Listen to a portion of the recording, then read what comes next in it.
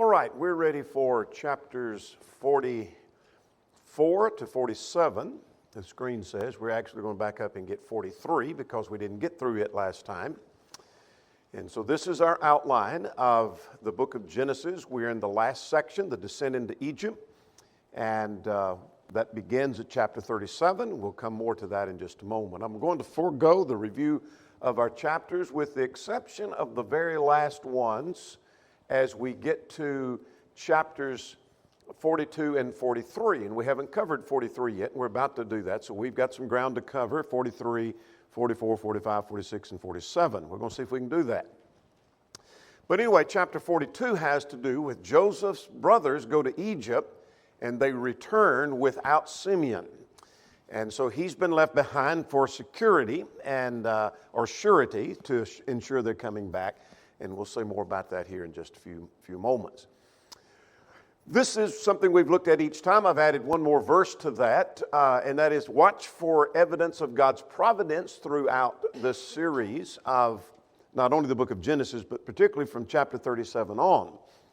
I've already mentioned to you chapters 46 and 3. We'll flag that in a few moments. Next week we'll get 50 and 20. We've already flagged it once. And then we're going to mention chapter 45 and verse 5 in our study in just a few moments when we get to chapter 45. But watch for evidence of providence, of God working out His purpose and even using some evil that men have done to accomplish His purpose. Or perhaps not only evil, sometimes He's using the customs of the people. We'll flag a couple of verses on that before we get through in our study tonight.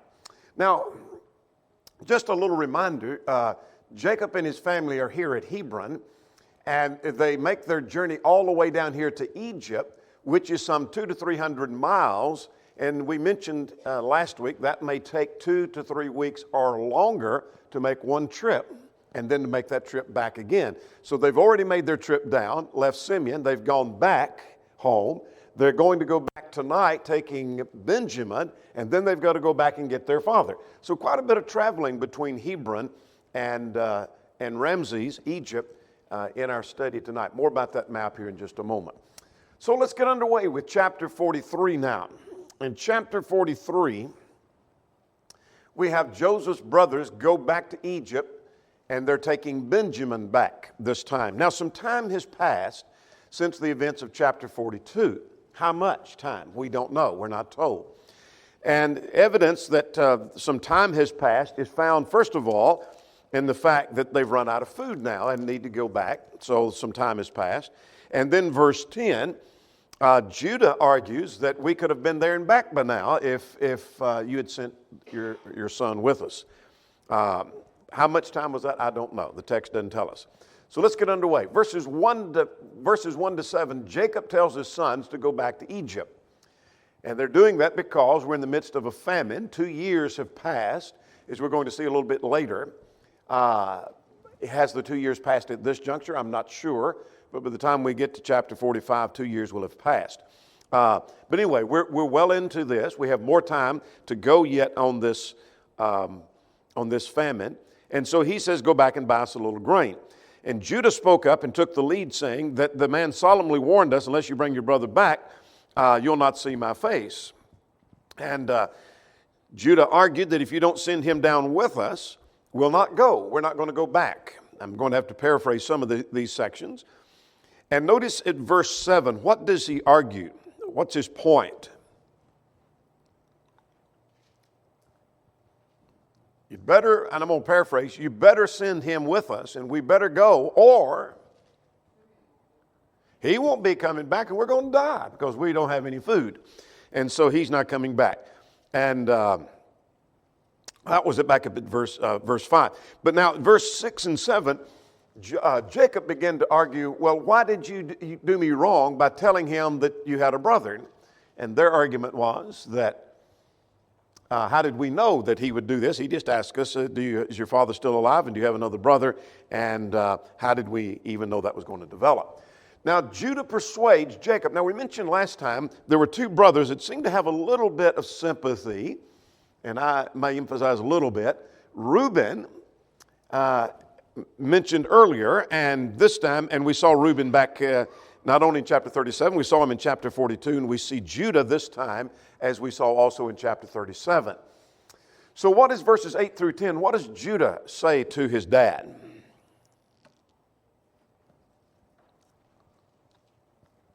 Again, we don't go. We could have done been there and back by now. We're all going to die. So send him with me, and what does he say? I will guarantee his safety. Yeah, I'll be a surety for him, and you blame me forever if I don't bring him back. And so beginning at verse 11, Jacob told him, all right, you go.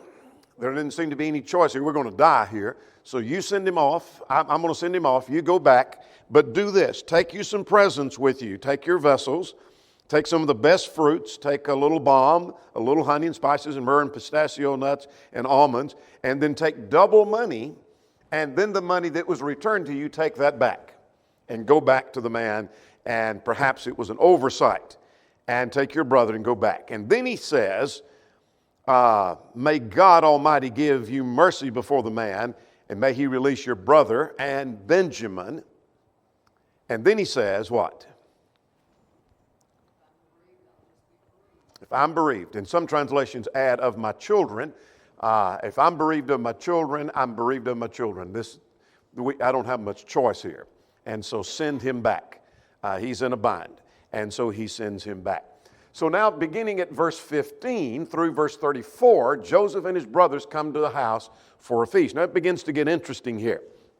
When they come in and Joseph saw that Benjamin was with him, what does Joseph command his servant to do? Yeah, go make a feast at my house, not where he's seeing them at the moment or where they're coming, but take over to my house, to my residence, over to wherever he is, some part of a palace. He is second in command, so he's not living where the king is, where Pharaoh is, but he obviously is in a quite to-do place. So take them to my house, prepare and slaughter, and make a meal ready for them, and I'll have a meal with them at noon. Now, as the men, notice verse 18, the attitude of the men. They're frightened. They're afraid that maybe Joseph is they don't know who he is at this point. Maybe he's setting a trap. Maybe the money that was sent back was that they're going to blame us for it, and he'll seek an occasion against us and fall upon us and make us slaves and take our donkeys, and maybe that's what's going to happen. So this is interesting at verse 20. They tell the steward, and I can just see them kind of, sir, I don't know if you know, but we had our money back in our sack. And we got back and we found the money in our sack, and we don't know how it got there. And what was his response to that?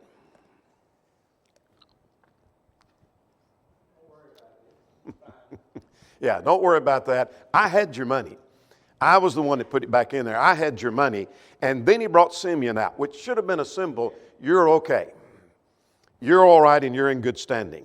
And so when they came, he washed their feet, etc. In other words, gave them greetings. And then at verse 26, when Joseph came in, they bowed themselves down to the earth before him. That's the very thing that was in the dream that they said they'd never do. And so he asked about the well-being of the father. He saw Benjamin. And what reaction did Joseph have when he saw Benjamin? Verse 30.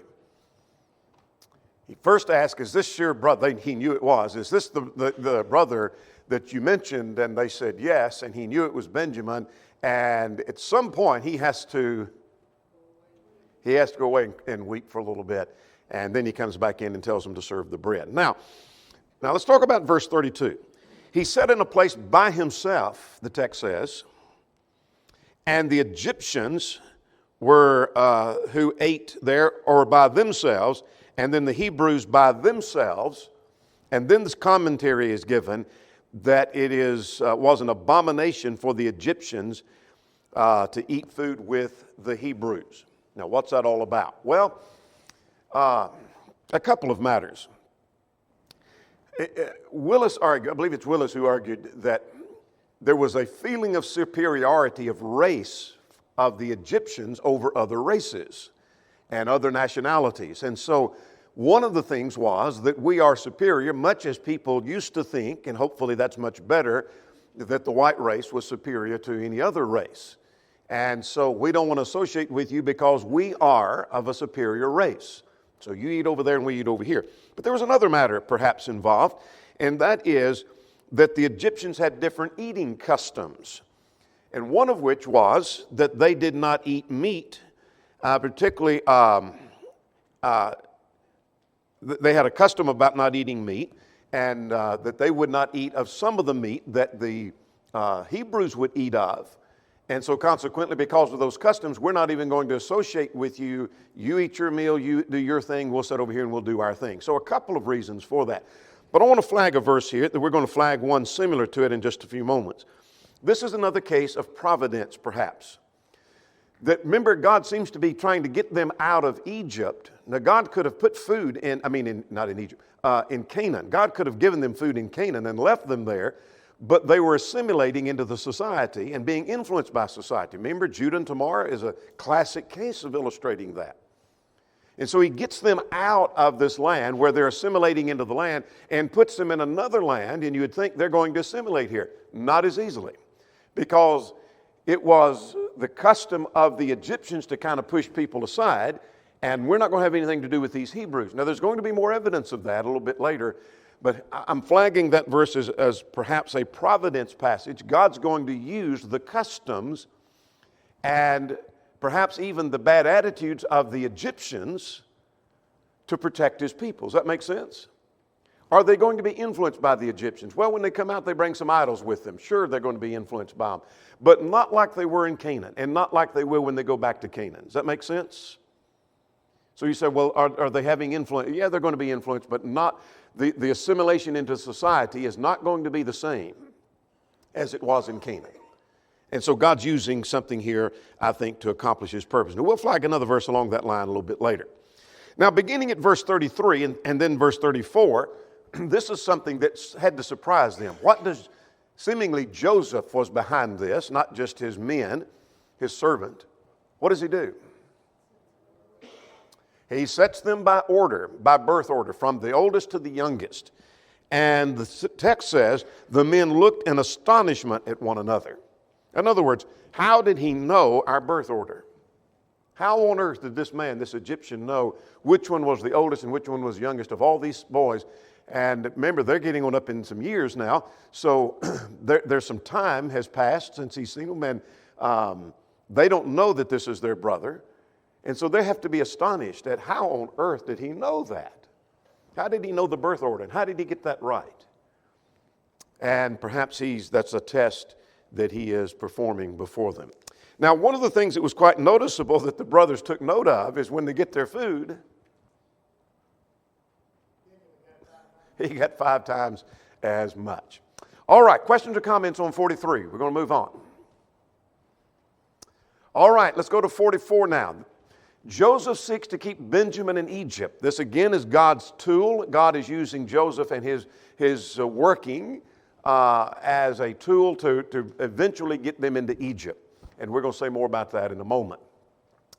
So now, chapter 44, this gets interesting. Joseph seems to be testing their character. Have they changed? We flagged that in 42 and 15. If you want to go back and take a look, I'm not going to do that at this moment. But Joseph had his cup put in Benjamin's sack and then commanded the servant to follow after them. So he told them as they get through with this meal, fill them in sack, put their money back in the sack, and put my silver cup in the mouth of the youngest.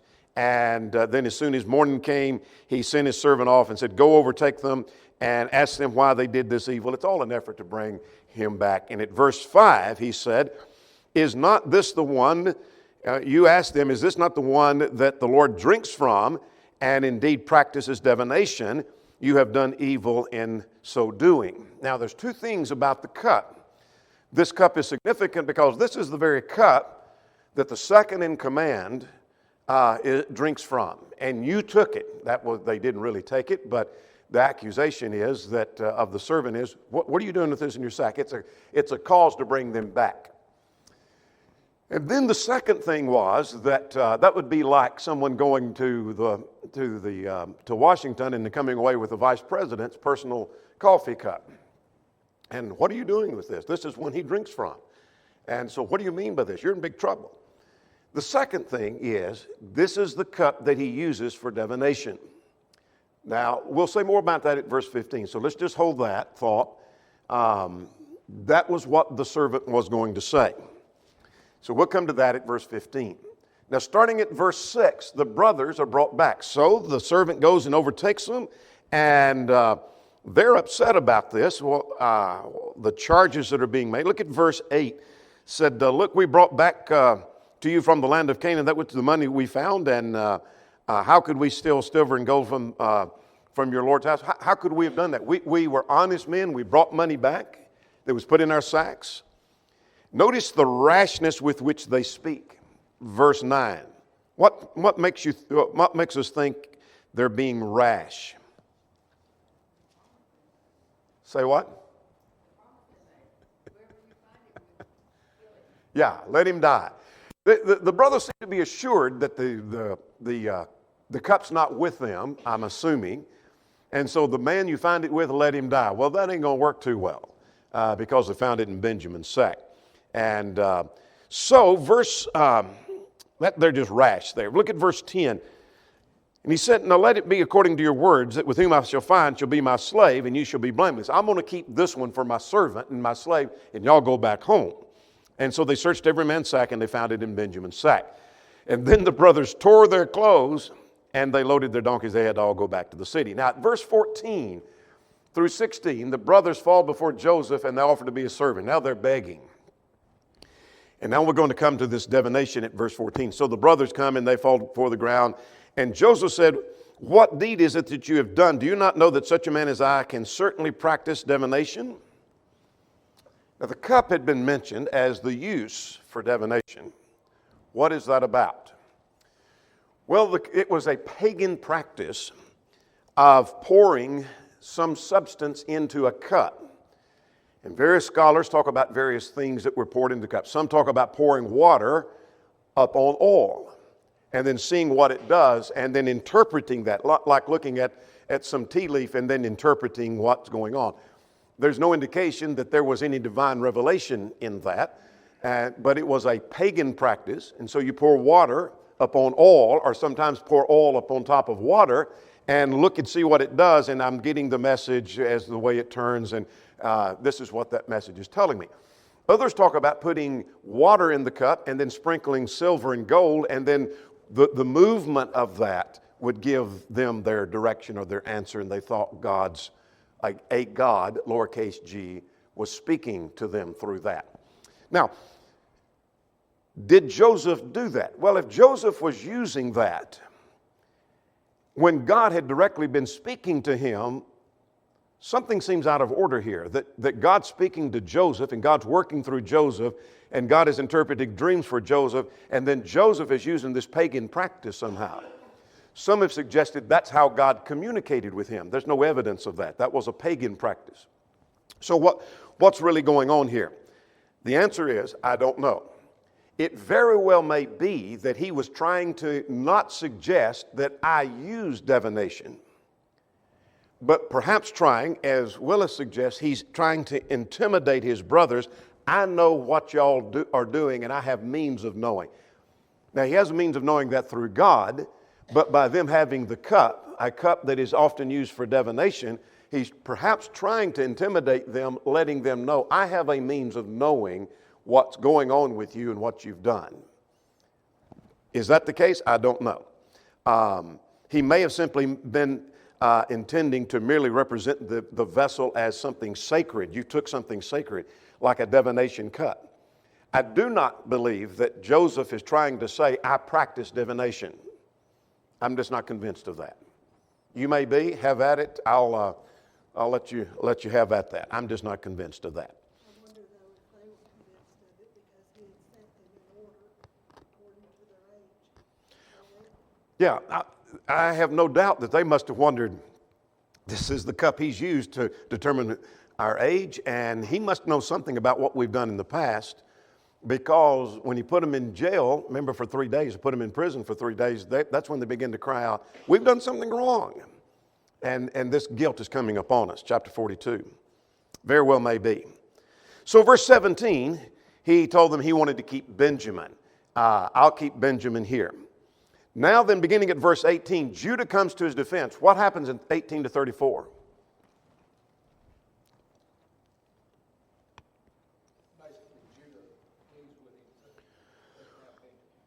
Yeah. Don't do this. Keep me, do whatever. I've got to take him back because our dad back home. And so basically, beginning at verse 18, he reverses a kind of a speech of how we got here. Here's how we got to this point. Here's what happened, and kind of reviews all that history that we'll not go back through in interest of time. And he said, our father said, bring us a little bit of food. I'm reading at verse 25. And we can't, but we can't go if our youngest brother's not with us. That's what we told our father. And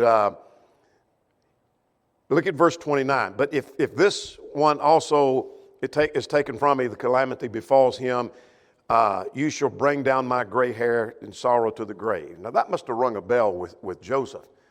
They don't know they're talking to their brother, but they're saying, your daddy is going to die and go to his grave in grief if we don't take Benjamin back.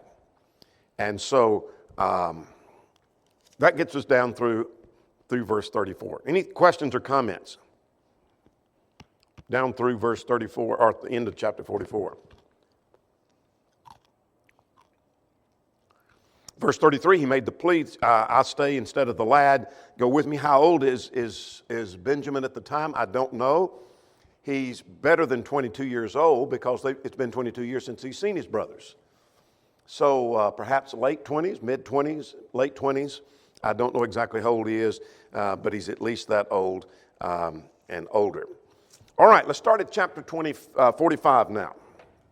Trying to make our way to 47. Joseph reveals himself and sends for his father. At this point, Joseph can hold back no longer. And so he tells everybody to leave the room. This is a family matter. I'm paraphrasing verse 1. Everybody else get out. This is a family matter. Let me talk to my brothers. And he wept aloud, and the Egyptians heard that. And then he says to them, I am Joseph. Does my father still live? Now, they had to be kind of amazed when he set them by order. But this has to amaze them too. How does this man know our brother who's disappeared? How'd he know his name? How'd he know that name? This must be some evidence. Do you think Joseph didn't know until that point that his dad was still alive? I can't remember what he asked them specifically. He asked them about. He had asked them earlier, they said he was living. Did he believe them fully, or did he think they're lying because they had lied to Dad about him? I don't know. I just don't know the answer to that. Now pay attention to this right here. But when he said, is my father still alive? But they could not answer him. They're silenced. They're stunned. For the first time, they recognize this is Joseph. For they were dismayed at his presence. The New International, the Holman Christians say they were terrified. The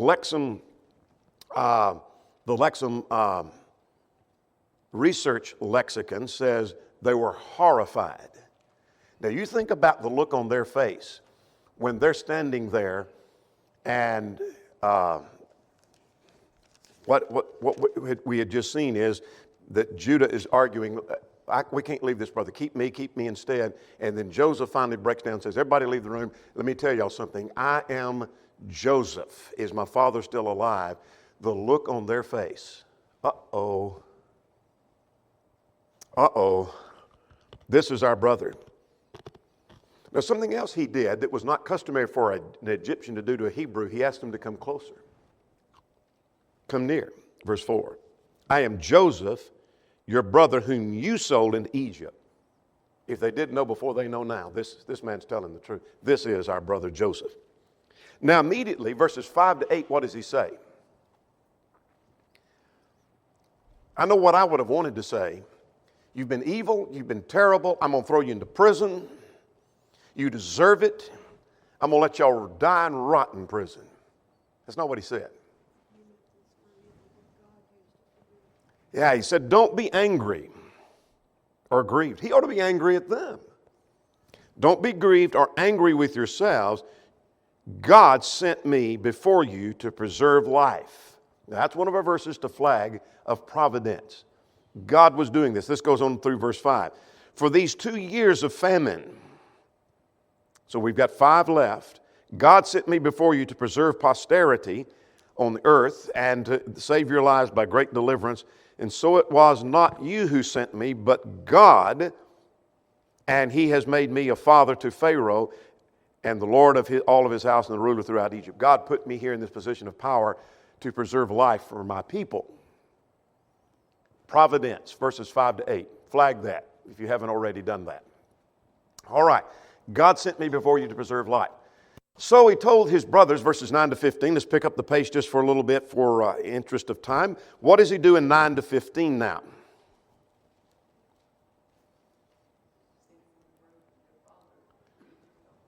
Yeah, I want you to go tell my father all that you've seen in Egypt, all the glory of Egypt. And I want you to go bring my father, verse 13, down here. Then he fell on Benjamin's neck and he wept, and he kissed all of his brothers and wept them. And after that, his brothers talked with him. I would have loved to know what that conversation was. They're standing scared to death before him, and he could have put them to death, put every one of them to death, put them in prison, cut their heads off. But he embraces them, he kisses them, he weeps over them, he wants to take care of them. And after all that embracing, then they have this conversation with him. Now, beginning at 16 through 20, his brothers go back to get Jacob. So quickly, let's take a note of this, and then we're going to get into 46. Pharaoh's household heard of this, so what did Pharaoh do? The word got over to Pharaoh himself. Joseph's family came down here. So Pharaoh offers what? Yeah, here are the carts, the wagons literally. Here's a bunch of wagons. Take as many as you need. Take all the wagons you need and go take goods and food, and you can have the best of the land of Egypt. Verse 20 is yours. And so they can have the best of the land of Egypt. Verse 40. So plenty of food, plenty of ground. Get your family down here. I'm offering anything that's needed. 21 to 24, Joseph sent his brothers away to Canaan. Notice the warning that he gave them. He sent them plenty of food and garments, and he put some special money in for Benjamin. But look at verse 24. He said, see that you do not become troubled along the way. What does that mean? I'm sending you to go get my daddy and all the family that's left over and bring them back. Don't quarrel along the way. The English Standard, New Century. Perhaps, I don't know what the quarrel might be about. Perhaps it's having to do with blame for the selling him and the mistreatment of him. And I told y'all not to do that, and I warned y'all not to do that. If I hadn't rescued him, he wouldn't have been there. Don't y'all get in a quarrel. Just go get daddy and bring him back.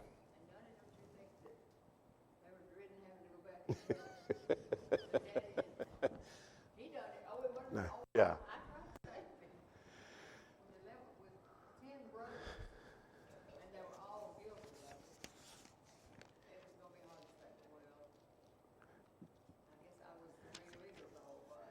Joseph had to know there was a great potential for there to be a quarrel before they got back over there.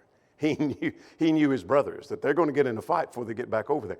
One of the things that's quite interesting to me, where you often wonder about a text and you wonder, there's no information here about it, but I wish there was.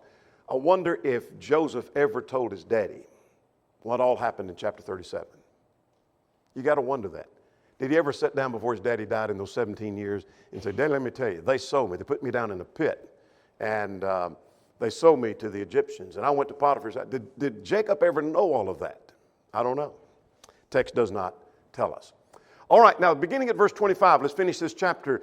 The brothers told Jacob that Joseph is alive, and what was his reaction? Verse 26, he didn't believe him. Well, they've lied about so much. They've had so many problems. I can understand that. He knew the nature of these boys, even though they're grown men now. But then they said, well, Joseph, he began to see all the carts, and notice at verse 27, the spirit of Jacob, their father, revived. He began to see evidence. Okay, you say my son is alive, and he sent all these carts, and look at all these carts. These are obviously Egyptian carts or wagons. And Israel said, it is enough, my son is still alive. I will go see him before I die. All right, now let's get to 46. Make sense? Let's get to chapter 46 now. Chapter 45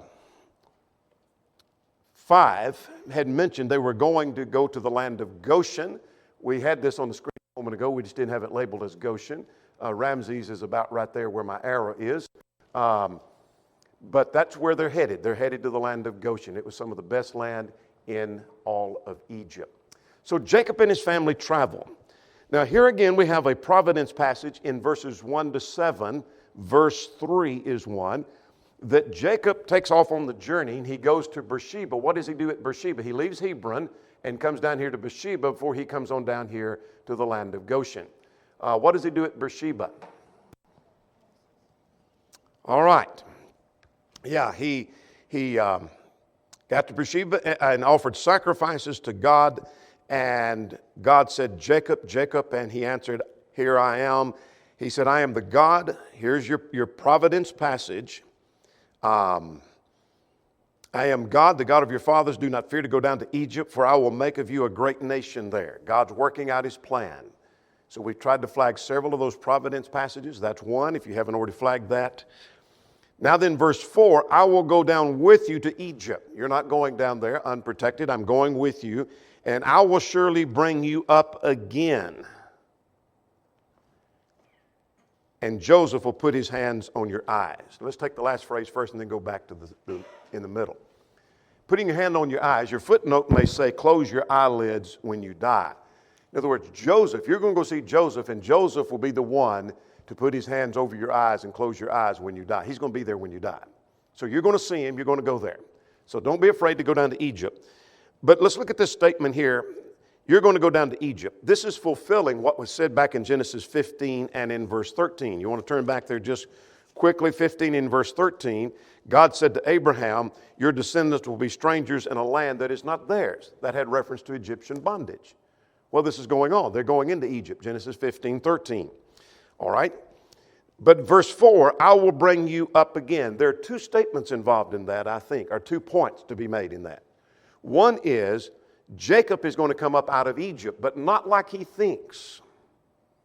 He later, we're going to see in a moment, he's going to die, and he's going to make the request of Joseph, take my bones to Hebron, and I want to be buried in the land of Canaan. Remember that? He is going to come up out of Egypt, but not as a live man, but as a dead man. I think the second part of that is actually that's a prophecy of the deliverance from Egypt. I don't think it's just saying, Jacob, you're coming. You are the head of Israel. Israel is coming out of Egypt. Does that make sense? I'm going to take you there. You're going there. I'll make a great nation of you, and I'm going to bring you back out. You are coming back out. Your bones will, and so will your nation. Make sense? So flag that just as a passage that talks about the captivity and the deliverance from captivity. So he rose from there and he took off. Now then, beginning at verse 8 through verse 27 is the listing of the people. And so we're not going to go through all of that, but we have the sons of Leah that are mentioned. We have Reuben and Simeon and Levi and Judah and Issachar and Zebulun. And these are the sons of Leah, and the total people ended up being the number of 33 at that point. Look at verse 15. All right. Those who were from Zilpah, the sons of Gad and the sons of Asher, totaled up to be how many persons? Verse 18. 16. So we got 33 plus 16. And then the descendants through Rachel, there's Joseph and Benjamin. And that total was 14 at verse 22. And then the descendants through Bilhah, that is Dan and Naphtali, came to a total of 7. You take those numbers and that ends up with 70. So look at verse 27, they were 70 in all. Now let's talk about that number from a couple of standpoints. I gave a rough estimate a while ago. I think there's probably 60 to 65 people in the auditorium, and we got several out. So typically we've got about 70 here. So you think about, this is about the number. So you take what we've got sitting here and add another 10 people. And that's the number of people that of Jacob's family that go into Egypt. And when they come out, there's 600,000 fighting men. That doesn't count women and children. So estimates are 1.2, 1.5 or more million. So this number becomes a large nation. That's amazing. Now we'll talk about the time frame of that. Let's talk about the 70. Exodus chapter 1 and verse 1 and verse 5 mention the 70 came out. Deuteronomy 10 and verse 22 mentions 70 came out. Stephen, in his defense in Acts 7, mentions 75. And that's caused a lot of consternation. How many were there? Well, and if you check the Septuagint translation at Exodus 1 and verse 5, it says 75. The Septuagint translation at verse 20 adds 5 grandsons of Joseph, perhaps making the 75, the 70 plus those 5 that the Septuagint inserts. So what's the discrepancy between the 70 and the 75? That Stephen seems to be quoting from the Septuagint translation from Exodus 1. Does that make sense? And so he's probably quoting 75 or taking this number that where the 5 are added in the Septuagint. I don't think there's a contradiction at all. I think it's 70 people according to the text, or if you add those 5, that's 75, or the Septuagint. And I don't think there's enough information to determine whether the Septuagint was wrong in their saying 75, and or should these 5 be added at verse 20. Make sense? Not a big contradiction. No big deal, I don't think. All right. Now, they settle in the land of Goshen according to verses 28 through verse 34. Now, when he meets his father, and I want to get down to verse 34 in a moment. He meets his father, comes out and weeps on his neck for a good while, the text says. And Jacob basically thought, now I'm okay, I'm paraphrasing, if I got to see what I wanted. I got to see my son. Now, Joseph warned them, when Pharaoh finds out you're here, he knows you're here, he'll interview you and he'll ask you what kind of work you do. You tell him you work in livestock. That's true. And the reason for that is, look at verse 34. We're ready to flag another verse. Because a shepherd is an abomination to the Egyptians. Well, this is another point that keeps the assimilation from taking place. God's going to use the customs or the concepts of a nation to protect his own people. So what was the abomination about a shepherd? Well, Willis suggests that the Egyptians would not eat or kill a sheep because the wolf would eat a sheep, and the wolf was thought of as a god. And so since their god eats sheep, one of their gods would eat sheep, that they could not eat sheep. And shepherds will eat sheep, and they will kill sheep. And so we don't want to have anything to do with, it's an abomination to them. Just as an idolater would be an abomination to the people of God. And so God uses that, again, to protect his people. Does that make sense? So we've already seen that earlier in chapter 43 and verse 22. All right. Now we got about 5 minutes, so let's see if we can get back on schedule by finishing up here and go to chapter 47. Pharaoh blesses Joseph's family and is blessed because of Joseph now. So what we have in the first 12 verses is Joseph's father and his brothers received the best of the land before Pharaoh. Pharaoh had told them, you just get whatever the best part of the land that you want, and so they take the land of Goshen. And in interest of time, let's jump down to verse 7. Joseph brought in his father and set him before Pharaoh. And it's interesting that as Jacob comes before Pharaoh, this session begins and ends with Jacob blessing Pharaoh. Now, what does it mean he blessed Pharaoh? Well, the scholars are all over the place on that one. It may mean that he honored him with an honorable greeting. Long live the king. May the king live long. Something of that sort.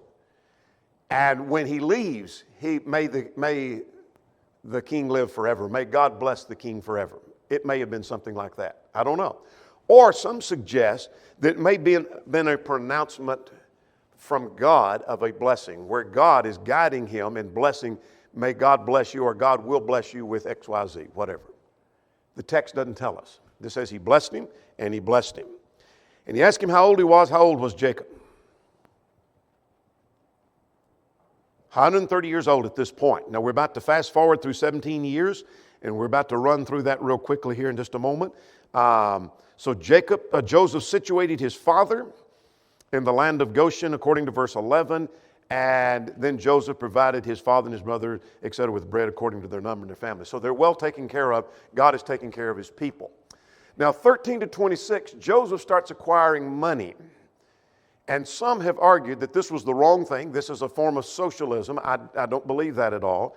I think Joseph is merely taking advantage of the circumstance and yet using the circumstance properly and taking care of his people by taking care of Pharaoh. Does that make sense?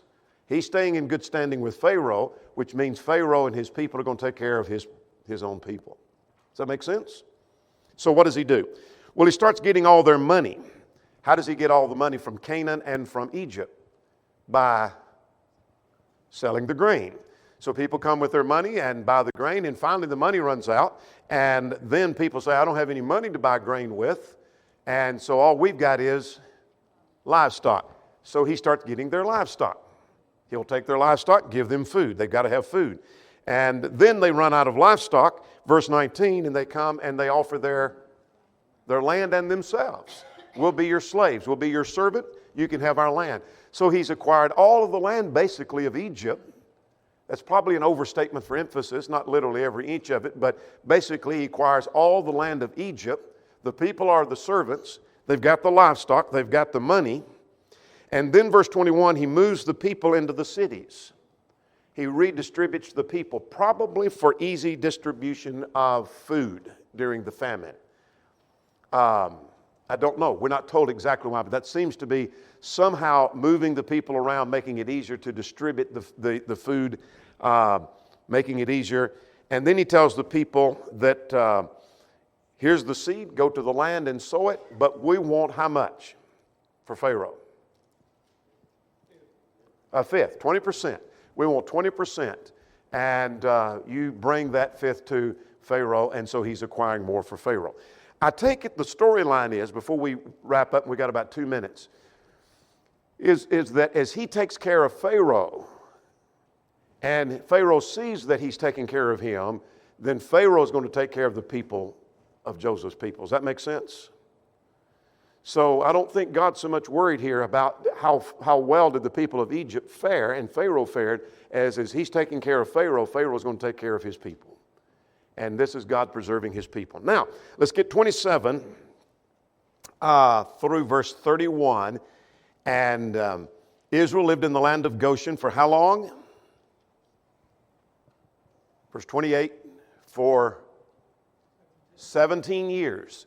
We mentioned earlier, not tonight, but in a previous study, the first 17 years of Joseph's life, he was with his daddy, and his daddy took care of him. And the last 17 years of Jacob's life, he's with his son, and his son takes care of him, for what that may be worth. He died at the age of 147. And so the time drew near that he was going to be getting close to death, and he asked his son, make me a promise, put your hand under my thigh. That was a form of taking an oath, and promise you're going to take me out of here. Don't bury me in Egypt. And he made the oath and made this. He swore, I will take you out of here. And so Jacob is going to go out as God had promised. Make sense? A lot of ground to cover. We're getting close to the end. Next week we have to wind up because we have 48, 49, and 50, and we're done with the book of Genesis. We'll stop right there.